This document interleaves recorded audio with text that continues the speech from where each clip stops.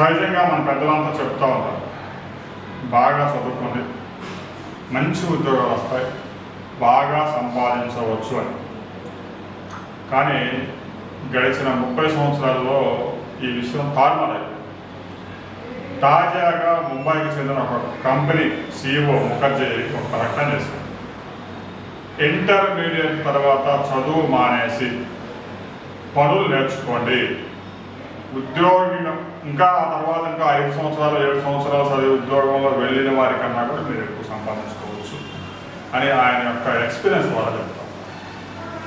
అనేక రంగాల్లో ప్రస్తుతం భారతదేశంలో చదువుకున్న వారికన్నా కూడా టెక్నికల్గా పనిచేసే వారికి ఎక్కువ డిమాండ్ ఉంది, ఎక్కువ వేతనాలు కూడా ఇస్తాము. ముఖర్జీ కొన్ని ఉదాహరణలు కూడా చెప్పారు.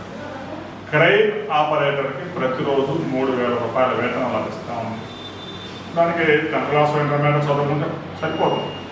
ఆ క్రెయిన్ ఆపరేటింగ్ నేర్చుకోవడం కూడా 3 నెలలు సరిపోతుంది.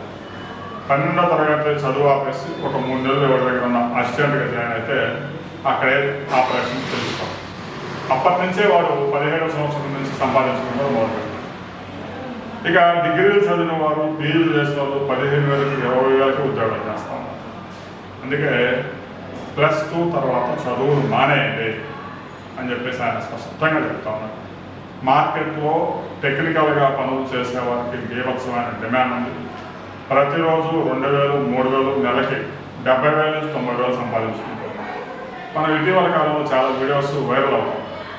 సాఫ్ట్వేర్ ఉద్యోగం మానేసి క్యాబ్ పెట్టుకున్నా, నేనే పెట్టుకుంటున్నా, నెలకు 2 లక్షలు సంపాదిస్తూ ఉన్నాను, టెన్షన్ లేదు, నేనే ఓనరు, నన్ను ఎవరు నాకు ఇష్టమైతే తిప్పుతా, లేదంటే కారు పక్కా పెట్టి నిద్రపోతాను, ఎవరు నాకు టార్గెట్లు పెట్టరు, హాయిగా ఉండదు అని చెప్పేసి సాఫ్ట్వేర్ ఇంజనీర్లు క్యాబ్ డ్రైవర్లుగా మారిన వాళ్ళు కూడా మనం చూస్తాం.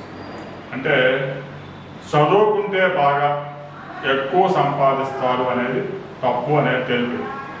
మనం ఒక పాత సినిమాలో కూడా చూసాం. బాగా చదువుకున్న వాళ్ళంతా టీచర్లు అయ్యాక 10th క్లాస్ పిల్లలంతా స్కూల్స్ పెట్టారు. స్కూల్స్ పెట్టి ఇప్పుడు పెద్ద పెద్ద వ్యాపారవేత్తలు అయిపోయారని చెప్పేసి ఆ సినిమాలో కమెడియన్ చెప్తా ఉన్నాం. కమెడియన్ సినిమాలో పెట్టింది కామెడీగా పెట్టినా వాస్తవం అది నిజం. బాగా చదువుకుంటే బాగా సంపాదిస్తారు అనే దాంట్లో నిజం లేదు. దీనికి సంబంధించి ప్రతి ఒక్కరు మీ అభిప్రాయాలు కామెంట్